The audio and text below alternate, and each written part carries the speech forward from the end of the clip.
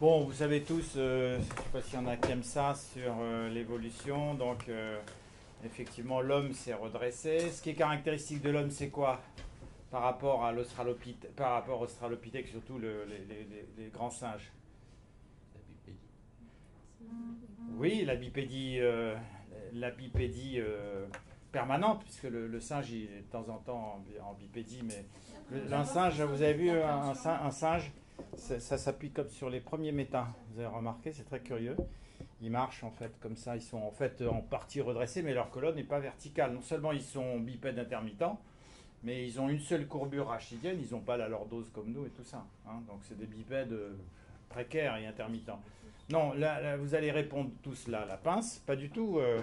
La pince, les grands singes ont des pinces. La preuve, c'est que quand on vit dans les arbres, ben, si tu n'as pas de pince, tu ne peux pas t'accrocher aux arbres. Donc en fait, on dit que les singes, les grands singes, ont quatre mains. En fait, ils n'ont pas de pieds. Les gros orteils sont aussi opposables comme le pouce, ce qui leur permet de s'accrocher aux branches par leurs quatre membres. D'ailleurs, vous avez vu les photos dans les arbres, ils sont souvent comme ça, avec quatre prises. Hein, donc le singe a quatre mains, et le propre de l'homme, c'est le pied. Ok. C'est le pied, puisque le gros orteil vient en fait, se souder aux quatre... en fait, le premier méta, plus exactement, le premier méta vient se coller, en fait, pour avoir un terme plus exact, aux autres orteils. Et d'ailleurs, c'est tellement vrai que l'entorse, c'est encore un point de faiblesse, puisque vous savez que l'entorse du ligament de Lisfranc, le ligament de Lisfranc, c'est un ligament qui unit M1 et M2, et il y a on a des tendances à faire une entorse de ce ligament, tellement c'est une acquisition récente dans l'évolution. Okay, donc nous, on a nos cinq orteils qui sont collés et attachés, et donc c'est ça le propre de l'homme. Ok, donc tout ça pour en venir au fait que l'homme se redresse et libère le membre supérieur. Puis vous connaissez ensuite toutes les théories qui disent que c'est l'interaction. En fait, on ne peut pas dire que c'est la main qui rend l'homme intelligent. C'est l'interaction entre le cerveau, à partir du moment où la main a pu se libérer de la tâche locomotrice, finalement, où le membre supérieur a été libéré de la tâche locomotrice, il a trouvé naturellement une autre fonction, qui est l'appréhension, le vol, enfin la convoitise, le fait de s'alimenter. Voilà. Et que c'est cette interaction entre la main et le cerveau qui a rendu l'homme intelligent. Alors maintenant, si on regarde comment nous sommes foutus, on a deux ceintures. On a la ceinture pelvienne et puis la ceinture scapulaire sur laquelle sont attachés les membres. Alors première constatation, si vous regardez un membre supérieur, eh bien il n'est pas le seul élément qui relie le membre supérieur au tronc, alors que là, à la ceinture pelvienne, on a une attache extrêmement forte avec les os iliaques, les fémurs, et les os iliaques s'attachent au rachis. Ici, finalement, le seul lien entre le membre supérieur et le tronc, c'est la clavicule. Alors, vous voyez, tout passe par la clavicule, puisque l'omoplate, certes, l'humérus s'articule avec l'omoplate, la scapula, on va dire, mais la scapula, elle est libre. Elle est attachée au tronc, au sternum, que par la clavicule. Ok. Voilà, donc voilà. Donc on dit que le membre supérieur, c'est un membre qui est suspendu, en fait. Vous voyez, il n'est pas du tout porteur, il est suspendu au bout de la clavicule, avec un bras de levier.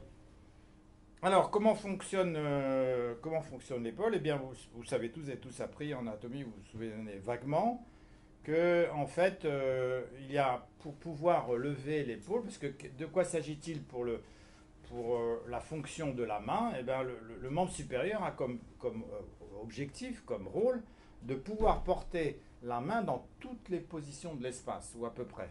Hein, ce mouvement, ça s'appelle comment? Ça s'appelle la circumduction, hein, comme circonférence, enfin, ça peut faire le tour, hein, circumduction. Ductere, c'est conduire, circum partout, tout autour. Voilà. Donc le rôle de la ceinture scapulaire et de l'épaule, pardon, c'est de porter la main dans toutes les positions de l'espace. Alors comment l'épaule? Vous savez aussi que dans les membres, vous avez toujours trois niveaux articulaires. Ce niveau, ça s'appelle, ou l'épaule, ça s'appelle le niveau de la racine on appelle ça rhizomélique, comme la rhizarthrose c'est la racine du pouce, l'arthrose de la racine du pouce. L'articulation proximale s'appelle articulation rhizomélique. Mélos c'est le membre, rhizo la racine. Voilà. L'articulation des intermédiaires, c'est le cou de genou, ça s'appelle articulation mésomélique, l'articulation milieu du membre, mésomélos, et l'articulation distale, le poignet ou la cheville, et ça s'appelle l'articulation acromélique. Ok? Acro, ça veut dire extrémité. Ok? D'accord. Alors, si l'on regarde l'épaule, l'articulation rhizomélique, eh bien, son rôle est de porter, vous voyez, de capable de faire ce mouvement comme ça de circonduction. Mais en fait, il met en jeu 5 articulations ou équivalents d'articulations. Lesquelles? Alors, la gléno-humérale, bien sûr. Alors, pour aller étape par étape, l'articulation, enfin l'espace de glissement sous-acromial, de la bourse sous-acromio-deltoïdienne. Ensuite, la scapulo-thoracique, qui n'est pas une articulation, mais qui est effectivement un espace de glissement avec volontiers une bourse. Et ensuite, forcément, l'acromioclave et la sternoclave. Okay? Alors, si vous regardez comment fonctionne l'épaule, eh bien, en fait, tout ce que je vais faire comme mouvement limité, notamment une élévation jusqu'à 70 degrés, une abduction jusqu'à 70 degrés, tous ces mouvements-là vont se passer simplement dans la gléno-humérale et dans la bourse sous-acromiale. Voilà, tout ça là. Si vous regardez bien, ma clavicule ici, tant que je fais un mouvement comme ceci, la clavicule ne bouge pas, globalement. Okay? Par contre, dès que je vais vouloir monter au-dessus de cette position à peu près, voilà, ma clavicule se soulève. Okay? Donc en fait, je mets ma ceinture scapulaire en jeu, je la mobilise à partir de 70 degrés d'élévation antérieure ou d'abduction. Hein, vous savez tous que ça c'est l'abduction, ça c'est l'élévation antérieure, ça c'est les rotations. Voilà. Ok. Voilà, alors ça c'est très important parce que quand un patient, par exemple, vous dit qu'il a une douleur de l'épaule, l'épaule c'est là, c'est pas là, hein, l'épaule c'est là. Ça par exemple, ça évoque une névralgie cervico-brachale par exemple. Hein. La douleur de l'épaule, elle est vraiment sur le moignon de l'épaule. Alors, si la douleur est réveillée par exemple dans la tendinite, ou dans la coiffe en général, si la douleur provient de la gléno-humérale ou surtout de la coiffe, eh bien typiquement il va y avoir un arc douloureux, le patient va avoir mal dans ces positions-là, qui est entre 30 et 70 degrés. Ça c'est très important, c'est l'arc douloureux de la coiffe, okay, entre 30 et 70 degrés. Si en revanche un patient vous dit qu'il a mal en élévation prononcée, au-dessus de 90 degrés, ben ça évoque une pathologie de la ceinture scapulaire. C'est caractéristique, par exemple, des gens qui travaillent au plafond, qui ont constamment les bras en hauteur. Okay, voilà. Il est d'ailleurs très très important dans l'examen clinique toujours de toucher. Le meilleur test pour l'acromioclaviculaire, par exemple, simplement de la toucher et de réveiller simplement, de réveiller une douleur. Il faut prendre soin de le faire, on oublie. Et souvent, les patients ont une douleur très très vive, mais il faut savoir, pour nous par exemple radiologues, des fois privilégier l'infiltration de l'acromioclaviculaire sur celle de la sous-acromiale. Okay. Voilà, alors maintenant un petit point d'anatomie. C'est que si vous regardez, pour comprendre un petit peu la physiologie de l'épaule, quand je dis l'épaule, c'est donc les 5 articulations, vous avez ici le sternum, le thorax, le rachis, voilà, comme ça. Et il se trouve que les omoplates, déjà si on regarde l'orientation des omoplates, vous avez l'impression que, un peu comme sur le squelette là, inactif, enfin, voilà, vous avez l'impression que vos omoplates, ils sont comme ceci, vous voyez, hein. Or, pas du tout. Les omoplates, ils sont comme ceci. C'est-à-dire qu'ils forment, avec le plan dorsal, voilà, un angle de 30 degrés. Okay. Donc finalement, d'ailleurs, vous n'avez qu'à faire des mouvements vous-même. Ici, on est très inconfortable. Si je mets mes bras comme ceci, bah, j'ai mal partout, hein, surtout moi. Hein. Par contre, si vous laissez vos bras, vos bras à 30 degrés de, 30 degrés d'antépulsion, hein, comme ceci, ben, vous êtes beaucoup plus à l'aise. D'ailleurs, on va le voir, si l'on veut tester, le tendon supraépineux. Le tendon supraépineux, comme son nom l'indique, c'est un tendon qui est au-dessus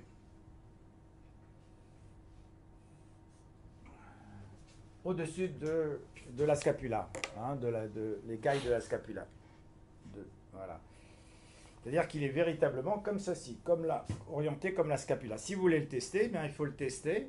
C'est un tendon qui va être au-dessus, donc il va être bien sûr abducteur de l'épaule. Il faut bien le tester à 30 degrés d'antépulsion. Hein. Pas tester un tendon comme ça, mais tester le supraépineux comme ceci. Alors en plus, il y a une chose qu'il faut savoir, c'est qu'on le teste les pouces vers le bas. Ça, c'est des études électrophysiologiques qui ont montré qu'il fallait tester. Levez-vous, je vous prie. Levez-vous. Voilà. Donc on prend le patient, on lui montre, voilà, comme ceci, on pose sur soi-même ses bras. Je les mets à 30 degrés puisque je commence l'arc douloureux, c'est là où je vais le tester, c'est là où je vais le mettre en jeu électriquement. Je vais dire, voilà, elle a mal de ce côté, je vais dire, poussez déjà de ce côté, voilà, résistez-moi, voilà. Pour lui faire comprendre, je commence par ce côté, parce qu'elle a pas mal, elle peut le faire plus facilement. Poussez ici aussi, voilà. D'accord. Donc voilà le test de Jobe, J-O-B-E, qui est le test du supraépineux. Merci. Okay, ce test est très important. On dit classiquement que s'il fait mal sans manque de force, c'est une tendinopathie. S'il y a un manque de force, sans douleur, c'est une rupture.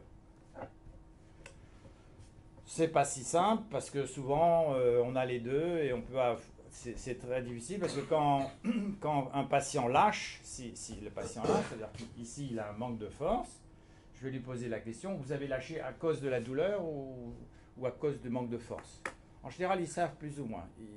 Vous ne savez pas, mais ils vont vous dire, ah non, mais docteur, c'est la douleur qui m'a fait lâcher. C'est pas ça m'a fait mal, j'ai lâché.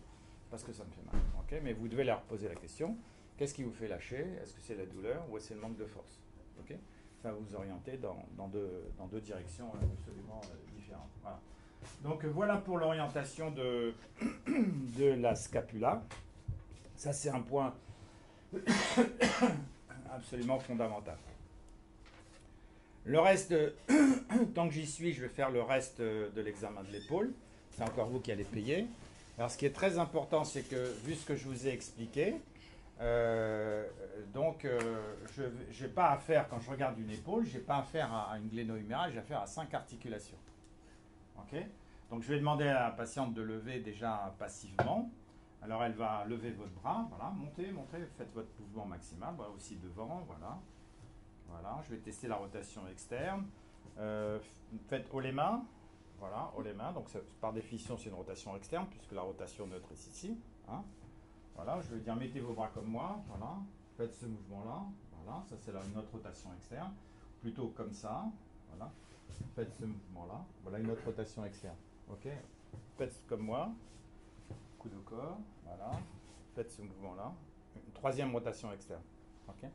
Ça, c'est différentes façons de tester la rotation externe. Alors, je vais lui demander de lever. Premier cas, elle lève, c'est très bien. Deuxième cas, elle lève pas. Elle n'arrive pas à lever. Alors, là, je suis devant un problème. Est-ce que elle lève pas? Quelle est l'articulation? Qu'est-ce qui gêne? Est-ce que elle lève pas? Voilà, elle lève pas. Elle est bloquée ici, mais il y a 5 articulations en cause.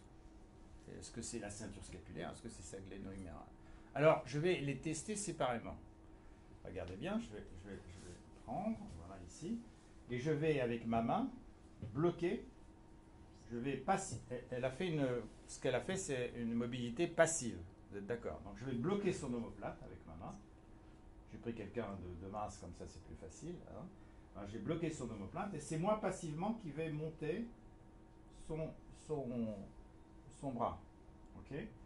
Et là, je suis en train de... Comme j'ai bloqué la ceinture scapulaire par ma main, je vais pouvoir juste tester sa gléno-humérale. Vous voyez?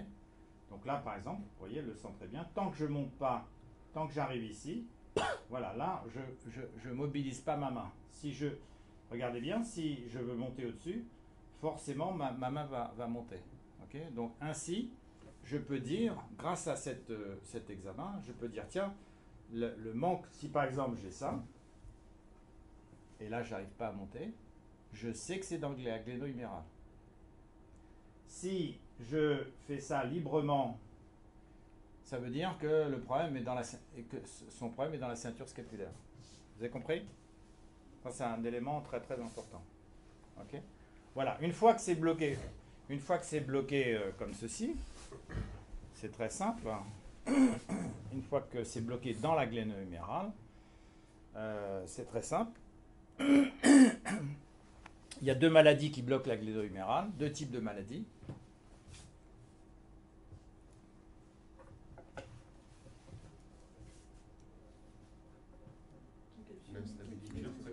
La capsulite rétractile et les arthropathies, notamment l'arthrose. Donc je fais une radiographie. Si la radiographie est normale, c'est une capsulite.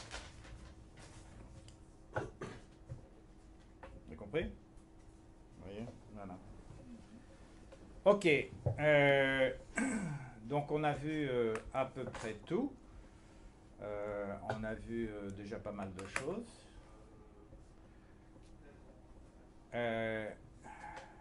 Alors, quelle est globalement la pathologie?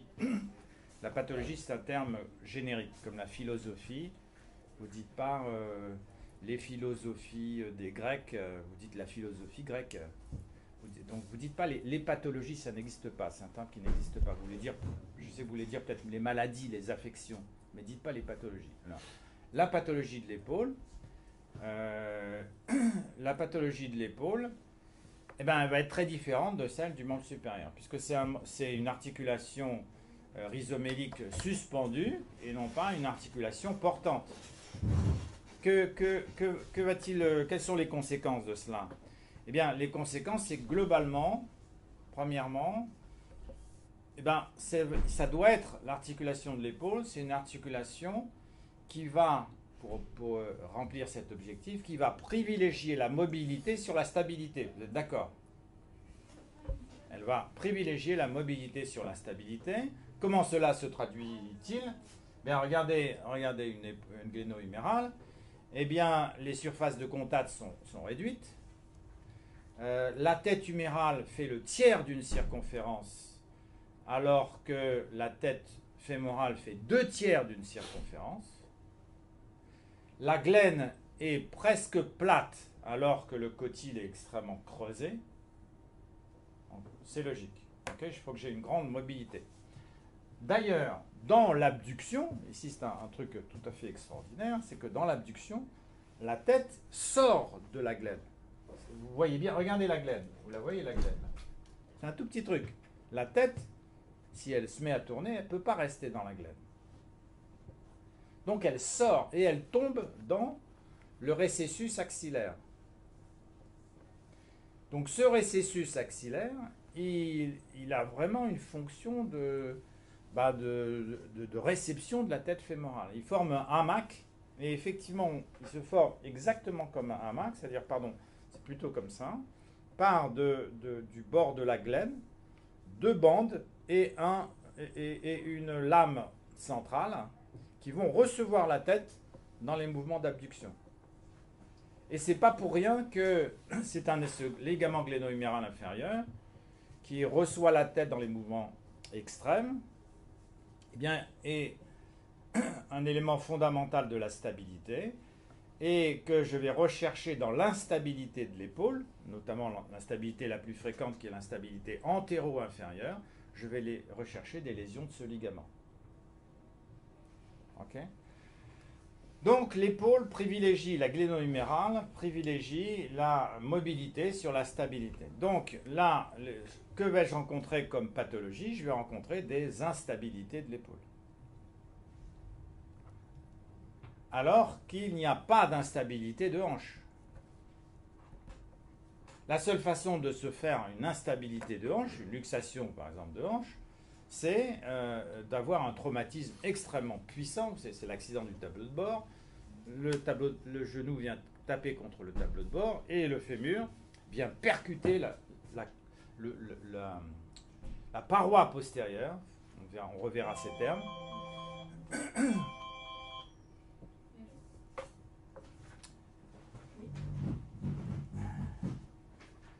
Donc vient percuter la paroi postérieure du cotyle. C'est le seul moyen d'avoir une luxation de hanche.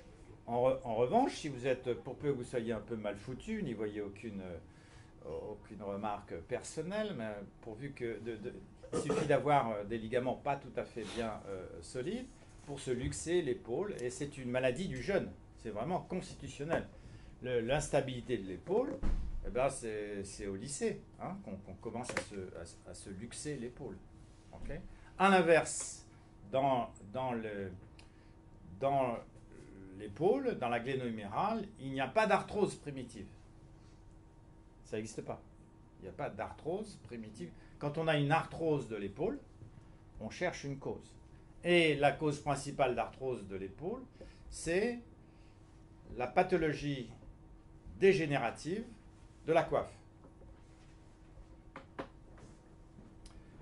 En effet, pour que ça tienne, avec une telle instabilité, il faut des ligaments et une capsule extrêmement forte et des muscles extrêmement forts. Quand on va à 20 ans, 30 ans, toutes ces structures ligamentaires sont en bon état. Cependant, arrivé à 50 ans, eh bien, tous ces tendons et ces ligaments commencent à dégénérer, à s'user, et c'est là où je commence une usure de la coiffe, et qui peut aboutir à une rupture de coiffe, et très secondairement à une arthrose secondaire de l'épaule. Très schématiquement, la tendinite, la tendinopathie, ça va être quel âge? La tendinopathie de la coiffe 45. La rupture de coiffe, ça va être à partir de 60, hein, 50, 60 ans. Et l'arthrose sur rupture de coiffe, ça va être 70 ans. Okay. Les instabilités de l'épaule, quand le patient vient vous consulter pour instabilité, bah, il a 20 ans. Donc c'est ce que vous pouvez dire aux étudiants si vous leur faites un cours. Quand vous lisez une question de CN, vous lisez déjà, s'il commence et qu'il a 20 ans, c'est même pas la peine de lire. Vous savez comment vous parler d'une instabilité. Si vous lisez la question et que le patient a 55 ans, vous savez qu'on va vous parler de quoi avant même de commencer la lecture. Donc il faut bien avoir ça en tête. Ce principe, c'est que la pathologie de coiffe, c'est une pathologie d'usure, c'est l'équivalent de l'âge de l'arthrose. Hein. L'instabilité, c'est une affection constitutionnelle, c'est des défauts constitutionnels de l'épaule, et donc ça va se révéler très tôt dans la vie. Ok. Alors, on va passer à l'anatomie. Je vais vous dessiner une scapula. Voilà. Voilà. Alors, premier élément, vous voyez que la scapula, elle n'est pas droite, elle est penchée, puisque, en fait, ici le sternum, ici le rachis, ici, donc la scapula, elle est en haut, donc elle est... Ah, donc... Elle est penchée sur le sommet du thorax. Donc elle est inclinée comme ceci. Et la première chose qu'on voit sur la scapula, c'est une forme en Y. Bien sûr, ici c'est l'acromion, ici c'est la coracoïde. Et on devine tout de suite les trois fosses, fosse supraépineuse, fosse subscapulaire et fosse infraépineuse, puisque effectivement l'acromion est branché sur l'épine. Okay. Donc j'ai une fosse infra sous l'épine et une fosse sur l'épine. Okay. Et j'ai effectivement une image en Y comme ceci.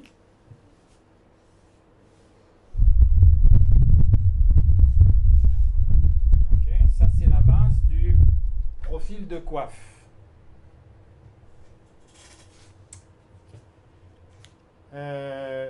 Comment fait-on un profil de coiffe? Eh bien, on prend le sujet et on va mettre sa scapula perpendiculaire au plan du film. Autrement dit, je me mets de profil et je tourne de 30 degrés puisque ma scapula est inclinée. Et à ce moment-là, voilà, je mets mon rayon ici et j'ai un profil de coiffe. Je vais voir ceci. Et à ceci près que j'ai la tête qui va se superposer à ça. Okay. Si vous regardez maintenant la glène, vous voyez que la glène, il y a plusieurs éléments qu'il faut voir. C'est que elle est plus large en bas qu'en haut.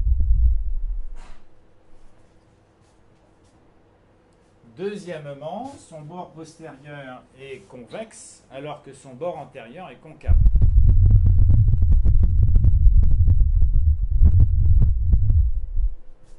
Si je fais regardez bien, ça c'est très difficile à comprendre dans l'espace, mais vous vous aiderez, vous regarderez là-bas ensuite. Si je fais un profil axillaire, donc je fais un profil axillaire, comment je fais un profil axillaire? J'ai oublié mon café, c'est dommage. Comment je fais un profil axillaire, les loulous? Allez. Avant, il y avait la cassette peau. Ouais, mais ça fait rien, maintenant ça se fait toujours comme ça, tiens, pardon. Un profil axillaire, ça consiste à mettre le patient assis au bord de la table, à mettre ici une cassette parce que la table, le film n'arrive pas au bord, donc en général il faut prendre une cassette libre. On met le sujet comme ça et on met son épaule au-dessus de la plaque, ok, ou au-dessus de la table si on y arrive, et on lui demande de mettre la tête de l'autre côté pour pas que sa tête vienne gêner le rayon. Et le rayon vient du dessus, d'accord? Le rayon est là. Et on lui demande de regarder comme ça. Ok? Donc le rayon va venir comme ça. Sur un profil axillaire, voilà un profil axillaire. Vous êtes d'accord puisque le rayon est vertical. Okay. Donc voilà ce que je vais voir. Profil axillaire. Je vous conseille, vous avez tort de ne pas dessiner. C'est seulement quand c'est prouvé, c'est seulement quand on dessine que le cerveau intègre vraiment la donnée. Ne croyez pas que vous avez intégré parce que vous avez regardé la rédo comme ça. Il faut que le cerveau intègre ça. Voilà. Alors, si vous faites un profil axillaire, c'est le vert, vous allez voir ceci.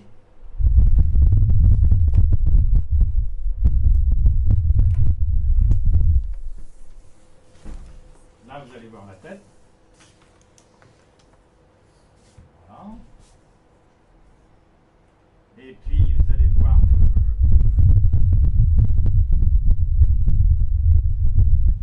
l'acromion. Voilà, comme ça. L'acromion. Et puis, la coracoïde. Mais ce qui est important, c'est la glène. Et ce qui est important, c'est que votre rayon va être tangent à cette partie de la glène.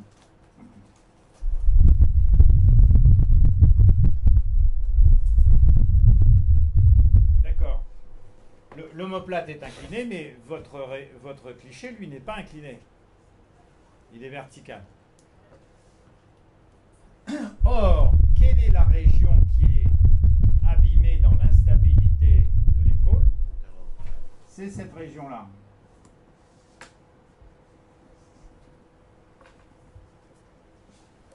Dans l'instabilité antéro-inférieure, c'est cette partie de la glène qui est lésée, avec éventuellement une fracture de ce rebord. Je dois inventer un autre cliché qui est tangent non pas au bord supérieur de la glène, mais qui est tangent au bord inférieur, antéro-inférieur de la glène. Ce cliché, très spécial, donc ça c'est le profil axillaire.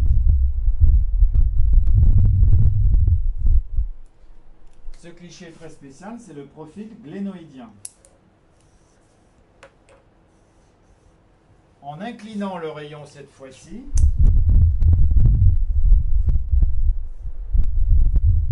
comme l'écaille de l'omoplate, si vous voulez, à ce moment-là, je vais être tangent à cette partie de la glène qui m'intéresse.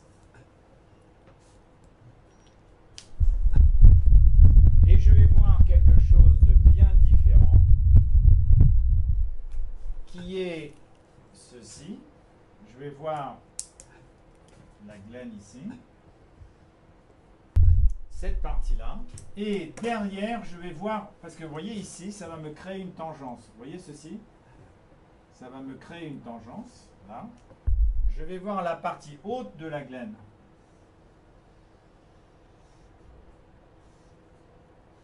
Donc je vais avoir une double tangence antérieure. Et je sais que la partie qui m'intéresse, moi, c'est la partie qui saille en avant. Donc, je vais vérifier sur ce cliché. D'abord, je vais vérifier qu'il est bien fait. Comment je sais qu'il est bien fait? C'est que ici, les deux lignes se rejoignent. C'est le critère de réussite du profil de V1. Ça veut dire que j'ai la bonne position qui me permet d'évaluer le rebord antéro-inférieur de la glène. J'ai une autre position qui est encore un peu plus tournée, qui est celle-ci, où là, cette fois-ci, j'ai un espace entre les deux. Ça, c'est le profil glénoïdien. Ça, c'est le profil glénoïdien dépassé. Pourquoi dépassé? Parce que ce cliché-là, que j'ai fait devant vous comme ceci, je peux aussi le faire comme ceci. Si le patient avait la mobilité nécessaire, je peux faire ça. Le profil glénoïdien, maintenant, je tourne le patient de manière à être tangent au rebord antéro-inférieur. Et si je tourne encore plus proche du profil, j'ai un profil glénoïdien dépassé. C'est pour ça qu'il s'appelle dépassé. C'est-à-dire qu'il est tourné à l'inverse du profil axillaire. Là, le patient, l'épaule, et là, le patient est de face, on va dire, dans le profil axillaire.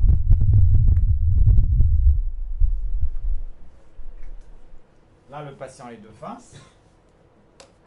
Là, en profil glénoïdien, il est de 3/4, voilà. Et puis dépassé, il est plus proche du profil. Donc vous avez bien compris ça. Donc le critère de réussite, là, c'est cet espace. Vous voyez bien ici, là, les deux lignes collées. Voilà. Donc ça, je vous demande d'aller dans les postes.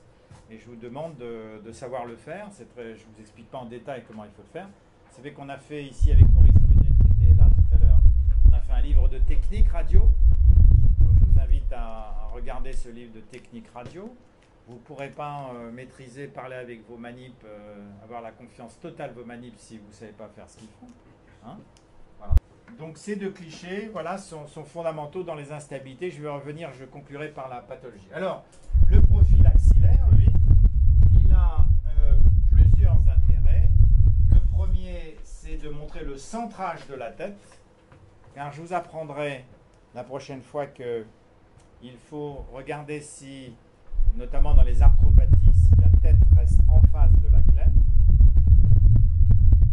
C'est comme cela que l'on distingue les arthroses sur rupture de coiffe qui sont excentrées, c'est-à-dire la tête est ascensionnée. Les arthroses, on va dire, autres, qui restent centrées, où la tête est en face. Ok ?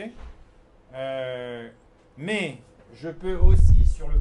Ça va être sur le cliché de face que je veux dire centré, excentré. Mais sur le profil axillaire, je vais pouvoir définir le centrage de la tête en avant et en arrière, et pas en haut et en bas. Deuxièmement, c'est un très beau cliché pour voir l'acromioclaviculaire.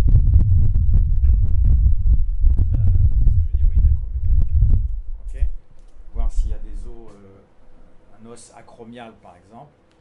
Voilà. Il est peu utilisé maintenant, le profil axillaire. Pourquoi? Parce que c'est le plan du